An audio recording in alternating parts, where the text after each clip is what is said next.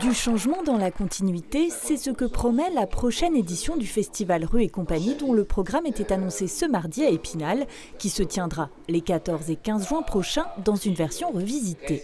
Le changement dans la continuité, parce que Rue et Compagnie, c'est 40 ans de festival. Donc il y a des fondamentaux, il y a un public bien sûr, car Rue et Compagnie est connu dans la France entière, puisque c'est un des premiers festivals d'art vivant de la rue. Et puis changement, parce que effectivement on saisit l'opportunité d'une nouvelle direction artistique pour apporter quelque chose de nouveau. À la tête de la direction artistique du festival désormais, Nicolas Sion et Frédéric Fluzin de la compagnie spinalienne L'Étincelle Prod, qui succèdent à Isabelle Sartori, tous deux plus connus sous leur nom de scène, les frères Chrysanthème. Préparée en 3 mois seulement, cette édition 2025 promet de nombreuses surprises.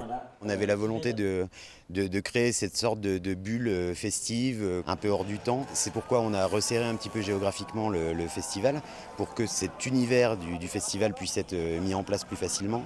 Et puis c'était une volonté aussi de la compagnie de rendre le festival peut-être plus convivial qu'il ne l'était par le passé, avec plus de rencontres entre le public et les compagnies. Grâce notamment au village du festival, l'une des nouveautés 2025, une édition sur le thème de la mer intitulée L'Appel du Large, qui en plus des traditionnels spectacles de rue, dédiera un espace à l'art graphique avec une scénographie signée Claire Arthur, aidée d'une 40aine de bénévoles, et laissera également une grande place à la musique. Il y aura le dimanche une grande battle de fanfares qui aura lieu place des Vosges, et c'est 6 fanfares qui vont se retrouver dans une joyeuse cacophonie place des Vosges, et puis elles vont s'affronter sur des petits matchs musicaux. Au total, 20 compagnies annoncées, 17 in et seulement 3 off, un aspect que les directeurs artistiques souhaiteront développer ces prochaines années, avec dès cette édition un ancrage local fort, puisque la moitié des compagnies seront issues du Grand Est.